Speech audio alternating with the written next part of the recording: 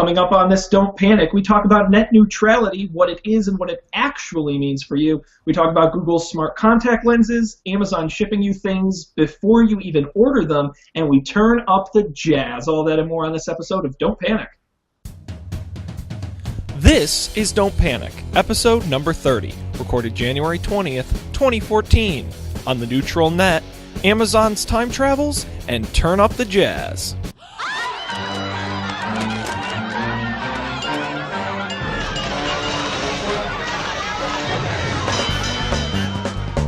Hello, and welcome to this spoonerized edition of Punk Danic. I'm John Shennings, joined as always by Man Diller and Rolby Crabadoo, and we've got a ton of sectories to go over today, so thank you for joining us. I'm just kidding. This is Don't Panic, the ultimate technology podcast on gadgets, the internet, and you. I am Sean Jennings, Dan Miller, and Colby Rabadoo. All three of us? I am. I speak for us all when we say we're glad you're here joining us on the show.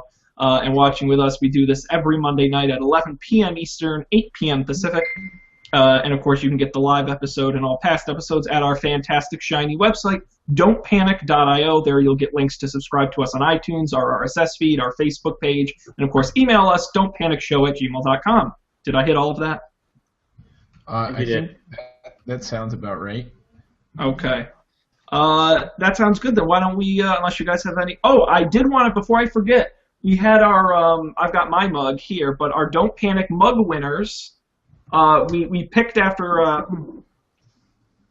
take a sip of that, we picked after our show last week, and I want to thank everyone who took the time to enter. Thank you so much for supporting us and liking us on Facebook. We had two winners, Nancy and Jill. Thank both of you for entering. You're going to get a mug. It's going to look just like this, with our logo on it, and then on the other side, it's going to say, I think I have it saying official contest winner, and you're going to get these in 2 to 6 weeks, so keep an eye on your mail. That's awesome. So thank you for supporting us. We're going to do more giveaways like that in the future, so you got to watch every week or you won't know, so stay tuned. Let's jump into the news, and a big story this week probably would be net neutrality. Net neutrality, for those of you who don't know or are confused by the term, and you guys can correct me if I'm wrong, but it's the idea, so think about it, your electricity just comes to your house, your water just comes to your house. You don't really have to, you don't get water or electricity any better than the guy down the road. You don't pay extra to get hot water. Well, you do. It's in your house. But you get the idea through the pipes. Those are called utilities. And that's how they send these things to you. Okay? Back in the age when telephones were first came about in your average home, there was a question of, well, what if one person wants to charge more or long distance? You know, should you be charged more to talk to one person versus another? Say your phone is from AT&T, but you want to talk to somebody on Verizon's network. Is it fair that they charge you extra for that? So they came up with this content of neutrality, which is the idea that it's just a pipe. And the company that owns the pipe, your Verizons and Comcasts of the world, don't have the right to tell you what goes through the pipe. They merely supply it. That's sort of the broad concept. But the question is, how does this apply to the internet, which is much more broad than telephone or electricity or any of that? So for a long time, there's been this battle raging. We talked a couple weeks ago about AT&T wanting to do it on wireless with their sponsored data program. There have been companies that have been known for throttling certain types of traffic, BitTorrent, for example, having their traffic slowed down, which some would argue is unfair compared to other traffic. Using it to block illegal content, to monitor what customers do. So, with that being said, it's been in the rule books for a long time. The FCC regulates this. And back in 2002, they set out to make rules regulating this neutrality on the internet. This week, for the second time, these net neutrality rules have been struck down. It is because of the, believe it or not, it's because of the terminology the FCC uses, because they don't classify internet service providers in the same group they do telephone providers, giving internet service provider a wider net to fall under. They don't fall under the same rules, and that's based on the terminology the FCC rules uses. Does that make sense? I'm with you. Okay. So at this point, based on today's current rules, courts have more than once struck down the authority the FCC has over the internet to shut it down. That the FCC, the government can't impose common carrier rules on ISPs. Common carrier is what applies to phones and the like, based on the way the laws are today. It's also in the laws, and this was a couple years ago, that they determined that wireless networks do not apply to the same rules as a traditional ISP, a wired provider. So in summation, what does this mean? As of right now, the FCC cannot put net neutrality rules on networks, both wired and wireless, of all kinds. The FCC can propose new rules that would cover them. They have yet to do so. But the way the rules are now, they have been continuously struck down by courts. That's the gist of the story. Mm-hmm. So is it true that if they had just picked their words a little more carefully when they originally wrote these laws, that things would be better? We'd be in a happier place? That is true. The difference is because there's two categories. There's information service providers, which is your Comcast and Verizons that do internet, and there's telecommunications carriers, which is like phone and the like. The fact that these are two separate things is a problem, because the law currently states that the FCC can regulate neutrality on telecommunications carriers, not on the ISPs, because they're separate. Oh. And if they had just in the law stated that the ISPs were considered the same as telecommunications carriers, then the law would apply to them. But because they didn't, the law still stands for telecommunications carriers, it just doesn't apply to the ISPs. But doesn't the law stand for landline ISPs, but just not for cell phone carriers, or is that not true? Well, what they just struck down this week is for traditional wireless or wired ISPs. Okay. I don't know if you remember 2 or 3, might even been 4 years ago, when they were auctioning off Spectrum, and Google came in and said, we want rules put on for net neutrality on the Spectrum, and they made a big deal about it. Mm-hmm. Well, at that time, the FCC ruled that wireless is not treated the same as wired, and mobile phone carriers, there are no current net neutrality rules. Whatever happens with your traditional ISPs does not apply to mobile. They are considered different networks completely. Believe it or not. Well, and you know, it's lobby groups is what it is, and these companies have big bucks. And, like they said, all they'd have to do is get a majority of the FCC board to pass a rule saying ISPs are telecommunications carriers. The problem is they don't think they can get it because of these lobbying groups. Because of lobbying groups? That's a big part of it. They think there's so much money behind keeping net neutrality off the books that they don't know if they're going to be able to get the support they need to get the rules in place. Because it's not like they have to go to Congress. It's the FCC is in charge of this, at least this specific case. But it's a matter of getting the votes on the board. Yeah. That's weird. Like, so I think we should talk a little about like what it means, like what bad could happen, because I feel like it's not scary. It sounds scary. It really does, but a lot of people. It does sound scary, but like, why is it scary? Well, you guys work. Don't we want free data from AT&T for Netflix? Well, see, the problem is less that,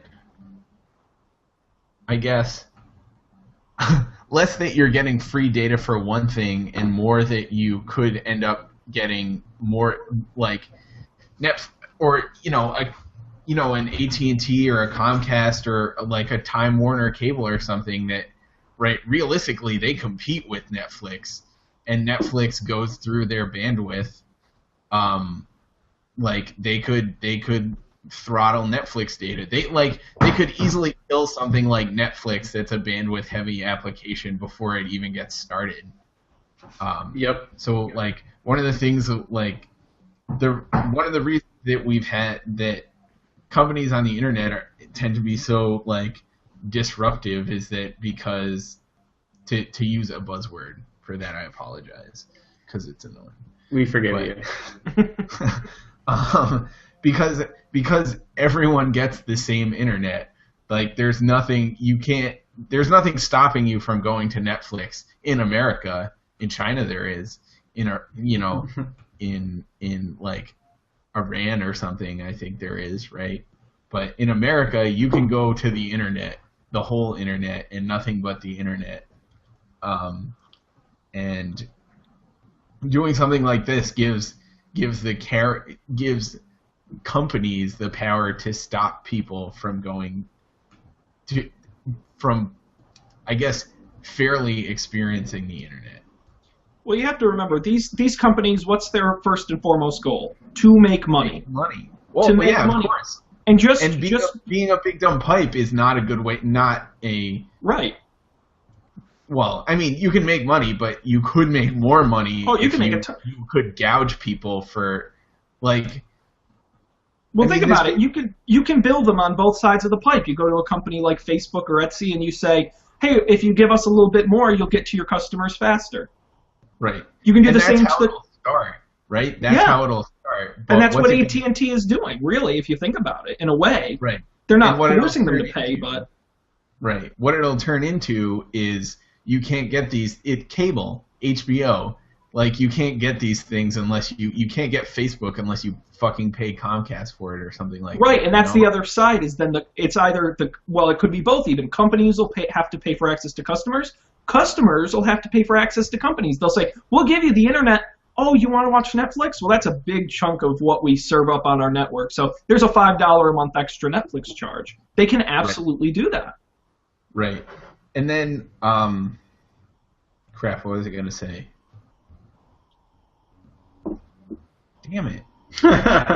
Well, and it's even, and you have to remember, here a good example is Google's getting into the ISP. They've got Google Fiber. What if, they have Google Play? They serve up movies. What if all of a sudden they decided they wanted to slow down iTunes so people wouldn't use them because they're a competitor? It's the same idea. Think about it. A company like Comcast, they own NBC Universal. They own the content as well as the pipes. Liz Lemon works there. Liz Lemon, Cabletown, that's right, with a K. So you have to think that what's to stop them from either speeding up their own content or slowing down others? I mean, while it is a slippery slope, and you all know me as I hate conspiracy theories, and but this is one of the few that I actually am like, this actually is very plausible, what we're talking about right now. I mean, extremely plausible. I'm worried about it because if you take a step back as a consumer, it sounds like a really good deal.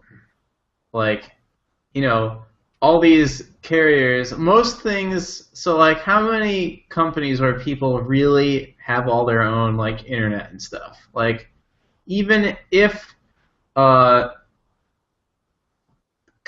or whatever wanted to say no more Netflix, they'd really be saying no more Amazon. And even if Comcast wanted to say, hey, you're going to have to pay for videos, YouTube and Netflix, and that's like 98% of all videos that anyone would ever watch. And people create content on YouTube, and so it's still possible as long as you like huddle under one of these little giant corporations, which isn't ideal. But from a customer standpoint, I could see a world where it works out really well. At least appears to work out well for them. They don't know that they're missing out on all this innovation now, but it's hard to see that. Well, I'm Mr. Free Market. I love don't regulate, let the free market handle it. The problem I have in this specific case, and the way the free market works in general, is if you don't like what they're doing, go next door to their competitor, and then they'll change their mind and get you back as a customer. The problem is, in most of America, there is no competitor. There is no other company you can turn to. It's like 70% of Americans, right, have like one cable, one choice. Absolutely. It's disgusting. It's absolutely disgusting. You know, we saw this past week that Comcast put in a bid to buy Time Warner Cable. You know, I mean, it's something I don't think the government would ever let pass. But you see these companies consolidating, creating these monopolies, and that's where you really have to worry, is when you have the monopoly and the power to enforce that monopoly through no net neutrality. Right. So that's pretty terrifying. I mean, basically, I think what it boils down to is turning the internet into cable television. And let's be honest, no one is happy with cable television. Yeah, well, and they make a lot of money on cable television. You can't blame them. No, I don't blame them, but I do. You know, like, we know what happens when it goes down that way. So let's not do that again. Colby, how does it feel? It feels bad. It feels bad. Real bad.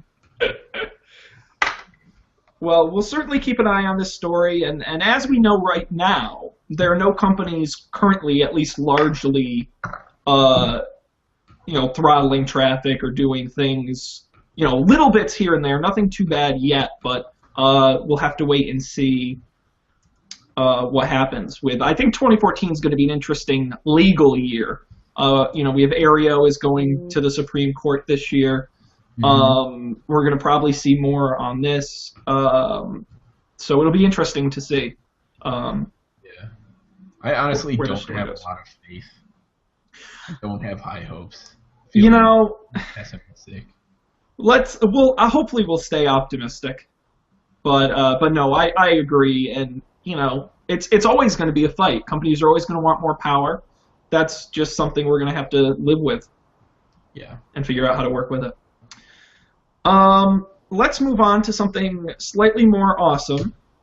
What if I told you I could put a microchip in your contact lens? I would tell you to get right out of here, Sean. Get right out of Dodge. Well, you know what? Believe it or not, and if I told you a company had did it, which company is crazy enough to do it? Google. Those Walmart. Oh. Well, no, the people behind the self-driving cars and the smart glasses and Lord knows what other weird, crazy projects. This week, they're Google X, which is sort of I don't really know how to describe the Google X. It's sort of the division of the company. Like a tank. Yeah, a think tank is a good way. It's the division of the company that does all these sort of wacky, futuristic type side projects. Or an incubator of crazy shit. Yes, exactly. And this week they announced that they are building a smart contact lens. What it is it's, and I'll put up a picture here in a second, which I actually can't do, so I won't. The idea behind it is inside of there is a tiny miniature wireless chip and a glucose monitor. So when you put this contact lens in your eye, apparently your tears have something in them that makes them a really good indicator of your blood glucose level. So the idea is, instead of having to, if you're diabetic, instead of having to test your blood, you would put this, and it would constantly monitor from the liquid in your eye, and then use the wireless chip in there to alert you when the level is too low or too high. That's pretty. I like it. I was really excited about this. I've met a couple diabetic people who are also nerds, and they're really frustrated because a lot of I don't really understand how this works, but you can get like things implanted in you that are electronic that you can hook up to some system, but you can't get at any of the data. So like if you wanted to know what your blood glucose level was throughout the day, you couldn't really get that data. You could just like plug yourself into a computer and read it at any given point. And that's such a pain, so people, I think it's advised you do it every 4 hours, but I think they said in here that the contact lens can give it to you every second, or it updates itself every second. And this is what I want for other things. I don't need to measure my glucose level, but if I could measure other things about my body, like my caffeine level, like Dan, stop drinking so much coffee, it's really easy to just do that because the long-term effects are long-term and not immediately noticeable. And that's effectively what this is doing, is that keeping your glucose level high is a relatively long-term effect for someone, talking hours, but it can tell you within seconds if this is a thing you should stop doing or if it's something you should be concerned about. Imagine if you had like something like this, like, I don't know, like implanted in your arm, so it, like, constantly monitored your blood and like the chemicals in your blood, and you could, like, if you were drinking, you could, like, see your blood alcohol content. like the battery indicator on a MacBook Pro. Yep. Well, and I think this is part of the genius of Google, is that if they had come out with something like that, people would say Google's injecting chips into your skin, they're creepy and weird. But instead they didn't do that. They said, we're going to make something, it does one specific thing, it's what is more approachable as far as like a medical type device than a contact lens, which millions of Americans wear already. I just think it's a really smart, savvy, for a company known for being creepy and upsetting and all of those things. What a genius way to create a product that is really approachable and apparently easy to use. I mean, I've said before, I'm happy, inject me with microchips, like, I'll do all that, but I think your average American, I think a contact lens is really something they can get behind. Can we address the Google creepiness thing? Like, yes. I really don't get it. I don't get it. I mean, it's like, I've heard people say, oh, it was creepy that I went on the Google homepage and it knew what my birthday was. You told it what your birthday was. It's not like it inferred that from, like, oh, based on your likes and dislikes and your patterns of searching through the year, your birthday is likely in October. No. Like, did Google create this problem with some of their terrible PR Eric Schmidt choices over the years, or do people actually, like, is it a legitimate thing that Google is creepy and I'm just some weirdo? I mean, well, for one, I think we're a little bit more liberal. The three of us are a little more liberal with what we're willing to share. Like, I mean, I think there's still a lot of people that feel weird about sharing stuff online at all. There's, like, our parents and our parents' parents, that sort of thing. Like, it's just completely foreign. It's a completely foreign thing. And whereas we grew up with that, we grew up with a Facebook or a Space My, or the page with the animated GIFs and stuff. Right. And the beautiful web design that emerged. Yes. Web design. It's really fantastic. But would people rather pay what the value of their information directly to Google? No, I'm going to make the argument that Google is not creepy because they have all our data. Because there are lots of companies that have all our data. Apple has all every data. credit card company since credit cards were invented.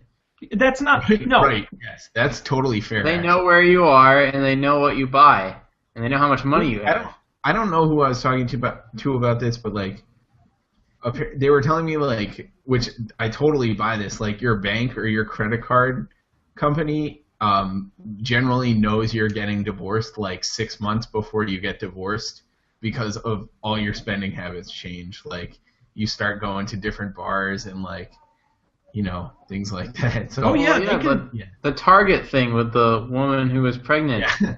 Yep. Yeah. I mean, they know. And, again, I think Google is perceived as being creepy because of the media and movies and televisions. Whenever a company gets to the size, and we'll all admit Google is a massive billion dollar company. When you get to that size, it's easy to, because before Google, Apple was the villain. Before Apple, Microsoft was the villain.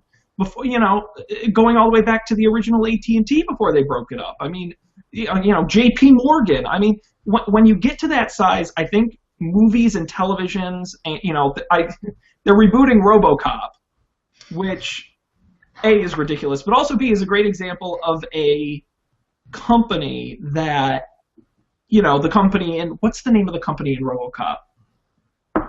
See, I still haven't seen the original RoboCop. This is really going to bug me too. The evil corporation in RoboCop, it's like, because movies have Umbrella Corp? No. Well, I was gonna say Cyberdyne, but that's Terminator, isn't it? They did Skynet. I don't know. But again, it just proves my point that the media has convinced us that a big tech company will eventually turn evil and destroy us all, and that's why we think Google's creepy. I think it's also that, like, I think Google is less creepy than Target because Target is a familiar thing. Like, regardless of what they're doing, department stores are not new in the grand scheme. I mean, in the grand scheme of things, like, they're new in the past, like, probably 100 years or something. But Google is new in the past 20 years. So it's different from that. That's what sets them apart, is that they're new. I think in someday, I don't know, we'll have the new Facebook or the new Google that is like pushing boundaries and real creepy, and real popular as well. So any company when it reaches a certain size gets creepy. I'm sorry, it's a fact. Yeah, it's true. Let's talk. All right. Yeah. So yes, the Google Contact Lens. It's just like most Google things they pre-announce. Not a product yet. Has to be approved by the FDA. They're still testing because it is a medical device. They have to get all kinds of special permission to sell it. So it's really more of a concept, but it is something they built and know works. So keep an eye out for that in the future. Yeah, I would like to. Couple quick stories. I want to point out to all the people out there when we talk video games and I say Nintendo is a crap company with a crap product and people, no, Nintendo's great. Don't count out Nintendo. They're coming back. Bullshit. So to all those people I say, Nintendo announced this week that their sales of the Wii U last quarter were 69% lower than what they projected, just 2.8 million, meaning the company took a net loss of $240 million. They managed to sell less than 1 million Wii U systems in the first half of last year. Overall, it's not been great. They said hardware sales did not reach their expected level. There was also a slowdown in 3DS sales. So who knows what the future holds for Nintendo. They have hinted that they're going to change their strategy, maybe, which can't say it's really not surprising, considering the difficulty they're having. I mean, are you guys surprised to see the numbers as low as they are for the Wii U? Not really. So I was talking to someone today who just recently got a Wii U, and they were saying the Wii U's they actually thought it was great. They really enjoyed using it. The touch tablet weirdness is surprisingly cool and fun. But there's no games that use it. The games are the same, and that's I mean that's the problem, right? You have a cool system, but nothing takes advantage of the coolness. So no one's there's no incentive to get the new one. I also Nintendo makes great 2 to 4 player games, or at least, they always have. And I ran into this problem recently. I have a PlayStation 3 and a PlayStation 4, and I wanted a 4-player game because I was going to have a large, greater than, 2 amount of people over, and I wanted to have something to play on the TV. I thought that'd be cool and fun. And there's nothing. There's no Mario Party. There's no Mario Kart. If there is a Mario Kart, but it's 2 players only. It's all focused online. Brothers clone that Sony made. Yeah, there is that, but I don't like that game at all. I could go an entire show on how terrible that game is. Well, and that was the problem with the original Wii, was it was fun to use when you had people over. No one ever played it when you were sitting by yourself because you looked like a moron. Yeah, but that's not to be discounted. No, that's a big part of it. I mean, I don't know anyone who could use the Wii U alone. Now, if you owned a Wii U and an Xbox, the Wii U would have its place, but not many people want two consoles. Yeah. How much is the Wii U now? The Wii, well, they're saying they dropped the cost. I'm going to go on Amazon right now and see how much I can pick up a Wii U for. If it was $200 and it came with at least two controllers, I could see that. But if it's any more than that, I don't know. Let's see. Well, right now, the Wii U Deluxe set, which has the new Super Mario Brothers and the new Super Luigi, which comes with the gamepad, the box, and I think a controller, is $314 on Amazon. Terrible. Too much. Yeah. I mean, it certainly isn't cheap. Not that that's surprising, but and of course, the funny thing about the Wii U is what happened. Remember when they promised all that TV integration? And No. they promised well, exactly. What did they promise with the? They had a TV where you would use the pad to control your TV because they were trying to do the same thing Xbox and all that is doing, and that never happened. They just not that long ago finally launched their social network system. They've always had the Mii thing since the original Wii. But the original problem was you used to have your friend code, and give your friend that code to connect online. It was an awful system. And so they said for the Wii U, we're going to create where you can friend people by name, and you'll have a network and be able to comment and send people things. And I think they just finally launched that. Yeah. I mean, the company's just kind of imploded. But part of what the discussion here is why doesn't Nintendo make games for other devices outside of the Wii U? Because really, and most of the people I know who've said they want a Wii U or own a Wii U bought a Wii U because of the Nintendo franchises. Your Zelda, your Mario Party, Mario, these big franchises Nintendo owns, Pokemon, that kind of thing. Do you think it would make sense for them to start making those games on, say, an iPad or for other... I mean, do they need to be in the hardware business? Well, I think the two problems with that is the Apple phenomenon where Apple did do that, basically. They sold software for other hardware they didn't control, and I think Nintendo kind of sees themselves as controlling the end-to-end Nintendo experience, because Nintendo's a lot like Apple in that. It's very... very child-friendly and very user-friendly, and everything has to be just so, and they do things kind of not first.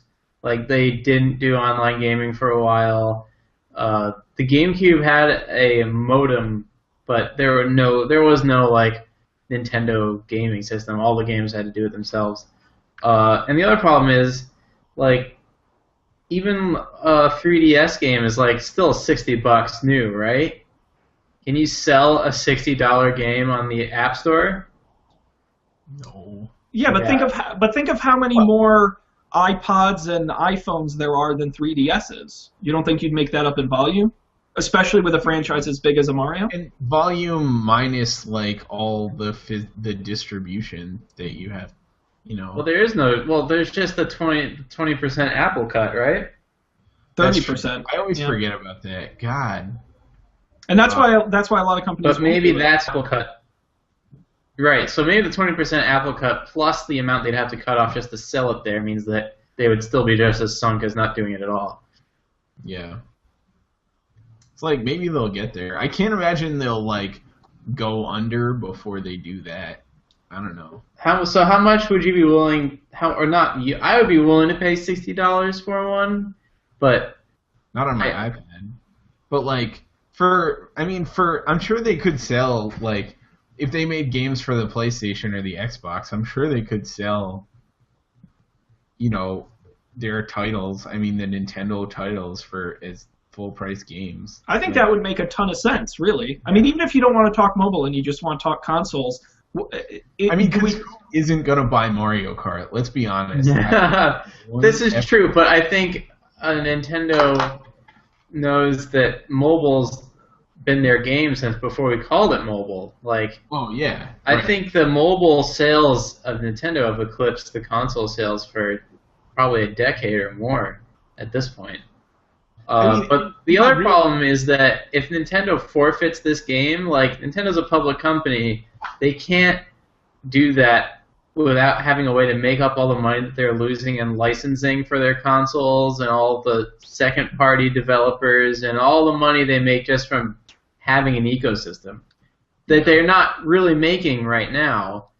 But if all they did was say, all right, we're going to sell the same amount of games, maybe a little bit more, for less on other consoles with other people taking a cut, then they'd have to, and we're going to lose out on all of the ecosystem money we made.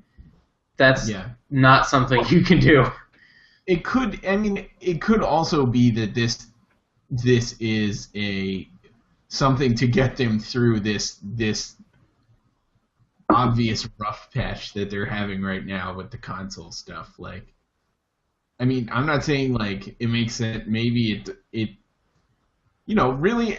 I like the Wii. I've never used a Wii U, but I enjoyed the Wii for what it was. It was definitely different and cool. Like, and obviously they to this point they haven't executed on the Wii U for whatever reason. Like, I've heard it's not terrible, so it's probably a more of a businessy problem than the console problem, right? So like maybe this is the thing that just keeps the ship afloat until they can do something better. Like I'd rather see them sell out a little than them go under. Mm-hmm. But I mean, I'm not Nintendo, thank God. But if I was, I would say keep the mobile, 3DS, keep that going. I'd shut down the Wii U and just go to doling out on the franchises, but then up the merchandising, start making Mario movies, Zelda I think of a Zelda movie. How much money would that make? To do it like Lord of the Rings style. I would go see a Zelda movie. I think people would. I think people, how much money has Angry Birds made? I mean, and they're selling that game for next to nothing. Think of a Mario game with in-app purchases. See, I don't think Nintendo would ever do in-app purchases, though. No, I don't think they would. I think they should, is what I'm saying. I don't think they should. I think they should just license. I think all their money is in the property and not in the hardware. That's all I'm saying. Focus on the Marios and the Zeldas and all these wonderful Pokemon, all these huge properties they own, and focus your money there and stop losing money on the hardware. But I'm not Nintendo. Then again, though, expanding, like, moving their like game library, their like franchises to new platforms is probably a much greater challenge than just let's start I would imagine most of the people that work in Nintendo, like, I mean, they program for the Wii, it's like that might be a technical, like, yeah. And then all the Pokemon online stuff, it would just be like, how do you trade your Pokemon from your 3DS to your iPhone? Right. That's completely fair. I think we'll have to wait and see what 2014 holds for Nintendo, but certainly they can't keep doing what they've been doing because they're taking a big hit on the Wii U, so we'll see. Mm-hmm. Let's move on and talk about Amazon, the company. Talking about a company that's creepy and knows everything about you. Let's talk about Amazon. Amazon, it was sort of leaked out, I guess, this week that Amazon. I want to preface this by saying this is not a real product. They haven't even announced they're going to do this. This is merely a patent on what they call anticipatory shipping. A system that allows Amazon to send items to shipping hubs in your area when it thinks they'll sell well. For example, if a snowstorm is coming, they might ship parkas to the Northeast, or if they find that people in California really love avocados, they might send more avocados to a shipping center in Los Angeles. That sort of idea based on your previous searches and purchases, wish lists, how long the user's cursor hovers over an item on their website, which is extra creepy. Now, like I said, this is only a patent. They haven't announced that they're going to do it, but it certainly is Amazon is all about getting stuff to you faster. So, I mean, what do we think about this? Is Amazon going to be the new creepy? I don't think they're going creepy enough. I want them to pre-ship a thing they think I'll buy that's in my wish list, or when I add it to cart, but I leave it there and I think it over, that's already on its way. And then imagine it's like, hey, remember that thing you had in your cart yesterday? Well, we can get it to you by the end of the day today if you order it now. Like, that'd be pretty cool. I could just imagine the Amazon drone hovering outside your window with a box, and you go, "What do you have?" And then it goes, "Daniel, I have one the." click and it's already there. And then if you don't want it, you go, "I'm not interested," and then the drone just flies away with the package. It has like a sad face. And yeah, sad. like, well, I guess if it's already here, I'll take it. Yeah. Like, I don't. Do you add I add things in my Amazon cart and then I second guess myself. I really don't. Oh, yeah. I really shouldn't want them to do this because it'll make me spend more money. But then if they were like, you could get it by 5 o'clock today, just submit your payment. That'd be awesome for them. I don't know if the cost would be worth it for the sales increase, but I agree. I'd be down. Might be cool. I wouldn't be offended. It's an interesting concept. I mean, hey, anything to get the packages here faster. I feel like something about this won't work in real life, and they'll all of a sudden get a buildup of some weird item somewhere that the computer thinks people want. Be like, why do we have 1,000 plungers? I don't know, because they think people around here really like plungers. But we'll have to see. Like I said, right now it's just a patent, but Amazon working to get stuff to you even faster, sometimes even before you order it. So Amazon yesterday. Amazon yesterday, exactly. Amazon time travel. They know the future before it happens. You get the package and you didn't even know that you'd order it yet. You just have to wait for the need. I would sign up for. I would try something like if there was like a Amazon would just for I don't know, like within a month, a set limit per month or something. Amazon just shipped me stuff I needed. Yeah, like, hey, Google told us that you were like, I don't know, looking for how to clean an oven, so we shipped you this box of stuff you can use to clean your oven out. It's not well, you talk about smart appliances. Your fridge will say, "Hey, he's out of this, that, or the other thing," and Amazon will ship it to you before you even realize it. Yeah. I love the future. Let's move on. Yes. Speaking of the future, what's this about HP pushing Windows 7 again? Yeah, this is. I really want to talk about Windows because you know me. Someone on the show has to talk about Windows. So I want to talk about Windows 7, Windows 8, and Windows 9. So this week, HP sent out a mailer to a good chunk of its customers saying, "Good news, everybody!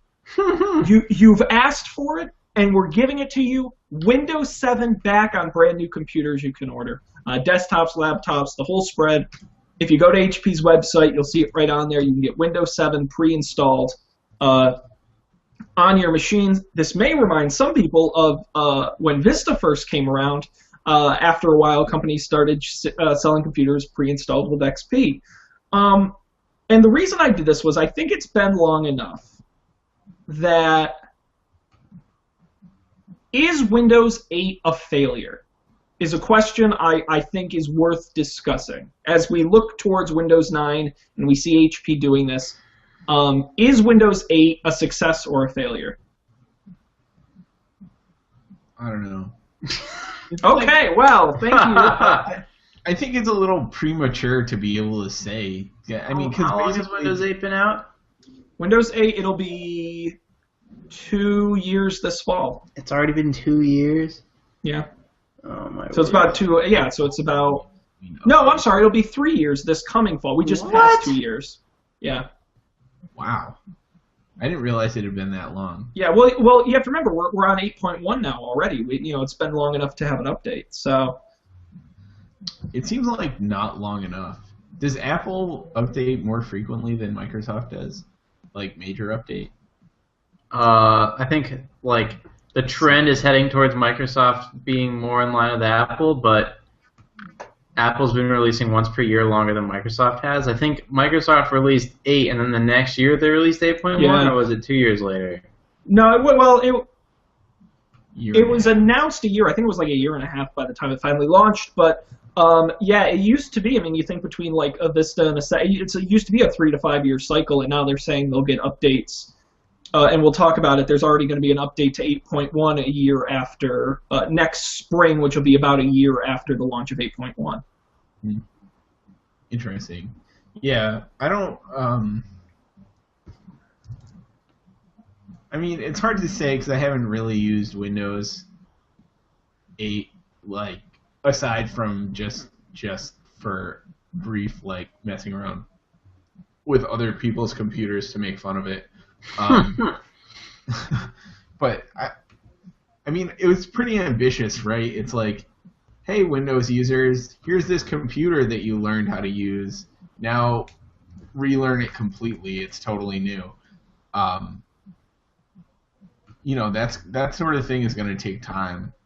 I don't know I mean, I pick stuff up pretty quickly, but I don't think the majority of the Windows using population does. So I don't know. I think the jury is still out on whether or not they've failed.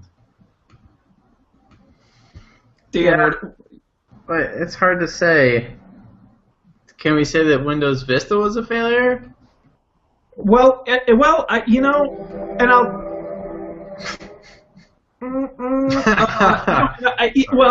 And I might just talk about that later. But I mean, what do you? I mean, do you think Windows Vista was a failure?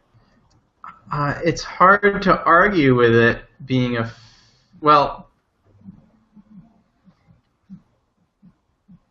I don't know. I don't have enough information. It's Okay. like, No, that's I an know honest a lot answer. of businesses did skip Windows Vista. They went right from XP to 7, but I don't think consumers really cared.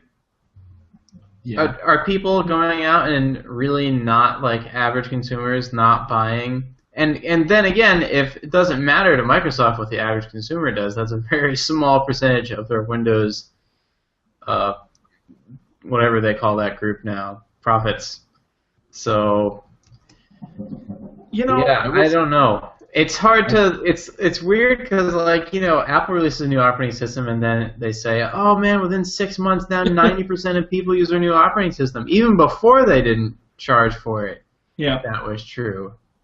Granted, they never charged as much, I don't think. But then Apple hasn't made we can look back at the OS 9 to OS 10 transition and maybe get a better reading on whether Windows 8 has been successful or not. But I wasn't really paying attention when that happened. Yeah, No, I mean, from what I understand, I'm sorry, OS 9, which I've never used. I heard it was pretty bad. Like, they had a lot of room for improvement there. But it was pretty good when it first came out. Maybe, yeah, I don't know. I think. I feel so. I do feel like Windows 7 was like the pinnacle of traditional Windows, Windows design, right? Like, whereas like XP being I don't know. I feel like Vista was kind of a mess for various reasons, and they took the good stuff from Vista and the good stuff from all the other years of their stuff, and they made Windows 7. It was pretty good. I don't think I don't hear many people complain about Windows 7. But then, they turned everything on its head. Upside down. I think it depends on how you look at it. In the court of public opinion, Windows 8 is a failure. People see it as a failure. They see it like they saw Vista, regardless of if it is or is not a failure. I think your average person on the street would say, ew, Windows 8, I don't want that, right? I think that's fair to say. I would also say that in business and enterprise, which, Dan, I think it's great that you mentioned that, most of Microsoft's profits come from their enterprise businesses. I think it's also a failure there. I think businesses are warming up to it, but I certainly think they're not gung-ho or ambitious. But to be fair, I don't think they're ever that ambitious. I mean, some of these, what is it? I read like 95% of the world's ATMs still run Windows XP. All the subway machines in New York run, what is that thing called? It's not even an operating system that you can buy anymore. It's not Windows either. It's the old IBM OS2. OS2, right? IBM OS2 from the early 90s. That's scary. But that's, so I think it's yeah, hard they to work. say. But I think in terms of an actual operating system, as someone who uses it every single day, I think it's a really good operating system. I mean, it works well. I don't have that many problems with it. It's got a lot of improvements over 8.1 over 8 and 8 over 7. I don't think Metro's that great. I find myself almost never using it these days. But I don't think, again, it's all about public perception. I don't think it matters how well the operating system works. Vista was the same way, A lot of people look back at Vista and they say it wasn't a bad operating system. It had a little bugs. It got fixed over time, sort of like what Windows 7. Windows Vista was also pretty forward-looking because one of the reasons people initially thought, at least in the tech circles, thought it was bad is because it used all this memory, but it wasn't actually using it. It was just pre-fetching it. It was pre-reserving it for future operations. But people assumed because you open up system. God, I'm really having Task Manager? Task Manager, there you go. And you look at your little memory graph, and you have no programs open. You expect it to be, like, super low. But it wouldn't be, because it's like, well, they're probably going to open Chrome, so I'm going to prefetch the Chrome stuff just in case and things like that. And it turns out that was the right move. Like, OS X does that now as well. So maybe Windows 8... it's just a more visible version of that, where they're making the bet on touch, and in 5 years everything will be touch. I can envision a world. I think in 5 years most everything will be touch in terms of consumer computers. It's whether it will be Windows Touch is the question. Yeah. Well, and I will say. Most sources inside Microsoft say even Microsoft considers 8 a bit of a failure, and there's strong indicators that after the next update to 8.1, the following version of Microsoft will be Windows 9, and instead of doing 8.2 or 8.3, it will be Windows 9 in hopes of distancing itself in the same way 7 did after Vista. So we'll have to see, but if you want Windows 7, good news, HP is going to help you out. On a good chunk of their machines, so something to be looking forward to. Unless you guys have anything else, why don't we move on to our picks? And I will go ahead and jump in first because I'm excited about this pick, actually. I found this from a great Lifehacker article. It's a new website. How many of you like relaxing music? Right, something nice to play in the background, no vocals. I'm a big proponent of ragtime. Is great to listen to in the background. Sean Jennings, you heard it here, folks. Ragtime is. It is. I turn on ragtime when I'm in the shower. It's great, and you just okay. So, what are some of the two most kind of relaxing background sounds? Jazz music. And the sound of rain falling, right? I love those two things. But some brilliant Personally, person, I think it's a blender turning off and on again as someone like chops up some stuff in a blender. That's super relaxing. I'm being sarcastic. Okay, I was gonna say that's that was the least relaxing thing I could think of off the top of my head. So what's wonderful is some brilliant person out there decided to do what I couldn't think of doing and combine those two things in the best website I've ever seen, and that's called jazzandrain.com. Because I can't do screen sharing, because my computer is awful, I'll show you. Jazzandrain.com. It's a very simple site, and it does work on your mobile device on their site. And it does exactly what the website says. It plays jazz music and rain music. So let me turn on the rain here. Here we go. Can you hear that? I can hear the rain. Okay. I don't hear any jazz. Well, I haven't turned the jazz on, so you can alternate them. So let me. I'm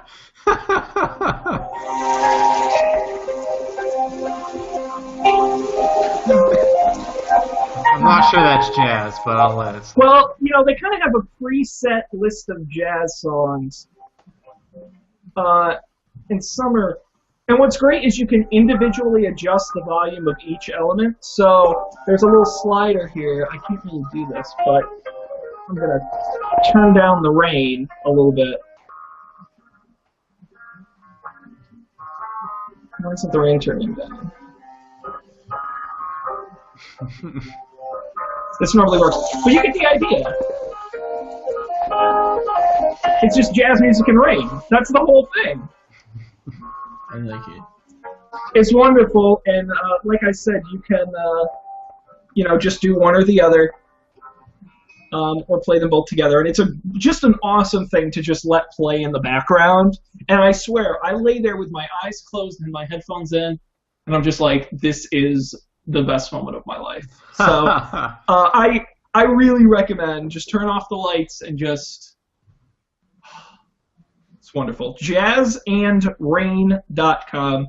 I highly recommend it, and it's brand new. It just came out like 2 weeks ago, so I know they're always updating it to be better. But and what a great idea. So I love it. So jazzandrain.com.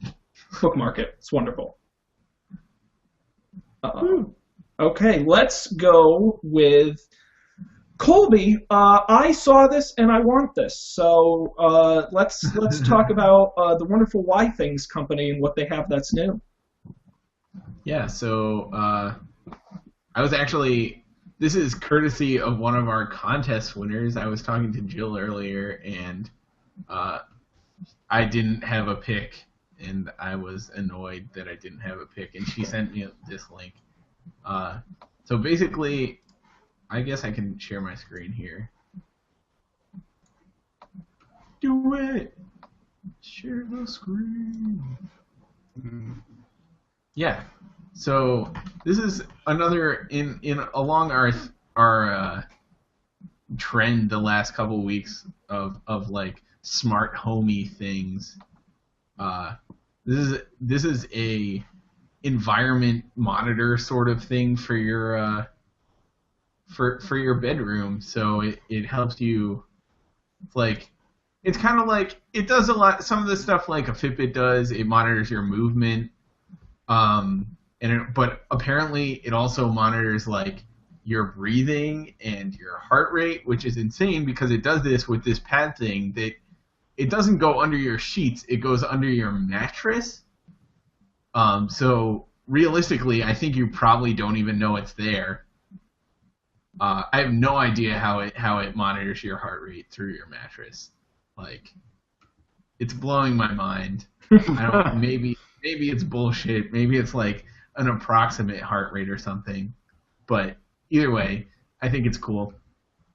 So you put this thing under your mattress, and you put this thing next to your bed, which is like it's got a little clock down here, and it has this big light, and it also has like, it's like sampling the environment in your room, so it measures like noise pollution and the temperature and the light level, and like based on all that, like generates this light. I don't know. Like, it changes the color of the light and the intensity and stuff to help you sleep better. It's kind of hand wavy on here, I guess. but it sounds cool. And then they have this sweet looking mobile app that you can see all your grass and stuff. So I'm a fan. I don't know if it's like. I don't know if they have an API, which is what I want. Let's be honest. But it looks cool, and especially like one of the things I hate is getting up when it's still dark out. So I feel like this might help if you're that kind of person like me, because I like to get up when it's light out at like 10:30 or 11. Yeah, I don't know. Yeah. It could be cool. It's like $2.99 or something, starting. Kind of pricey, but could be worth it. Cool. Cool. Whythings.com. They also make a series of other stuff. It's not WHY. Oh. Withings? Yeah, Withings? I think you're right about why things. Because I assumed it was like Wi-Fi. Yeah, no. I think you're right. Let's see their website. Maybe the first thing they came out with was a Wi-Fi body scale that would like tweet out your weight. That was the first thing. And now they have scales and they have their little pulse tracker and blood pressure monitor. And I agree with your pronunciation. I just didn't want the spelling to be ambiguous. withings.com. Very cool. It's like that on 30 Rock, that the homonym show. Oh yeah, exactly. Which I so wish was a thing. Very cool. All right, Dan, let's talk about your pick, which I don't know what it is or what it does. Hi. Okay, so the website is called The Setup, but the URL is usesthis.com. And basically what it is a series of interviews with people who do stuff. And I can't share is my screen shared? Yes, it is. Cool. At first it was mostly like technology people, but they've really branched out to like authors, teachers, product managers, illustrators, photographers. And so here's a designer, so we can click on Chris Glass. And it's basically just an interview with him about what stuff he uses during a day. Like computers, what camera, and the reasons why. I get a lot of cool little things out of here. Just, here's day one, which I think someone picked. Airfoil is a great way to stream any music source to an AirPlay receiver, not just an Apple pre-approved one. And things like that. So I should really use this to get my picks. Investigative Reporter talks about the pens that he uses, and all this. It's just fun to read and kind of drool over some of these people who actually have reason to. And some of this, typically really crazy. So yeah, it's fun. Check out usesthis.com. And the URLs are great too, because like here, Adam Warwick. So the URL is adam.warwick.usesthis.com. They're just tons of fun. That's neat. Yeah. The tips and the tricks from the pros. Usesthis.com. Wonderful. Wow. Another show has come and gone. Do you guys have anything else you want to say before we leave for the evening? Stay safe. Stay safe. That's a good message. Only in moderation. Only in moderation. And I'll go with don't try this at home. We are professionals. Leave it to us. We could maybe generalize this by saying don't panic. Don't panic. That's probably the best advice we can give, right? And the best way to not panic is to visit our website, don'tpanic.io. There, of course, we're live every Monday night. And, of course, audio and video versions available on demand as you please. Of course, links to our RSS. And subscribe to us on iTunes if that's how you get your podcasts. Our Facebook page link is there. And, of course, don'tpanicshow@gmail.com. Whew, that was a lot. I want to thank everyone for joining us. We really appreciate you being here. And we'll end this week like we do most weeks by saying, relax, take a deep breath, don't panic. We'll see you next Monday. Good night.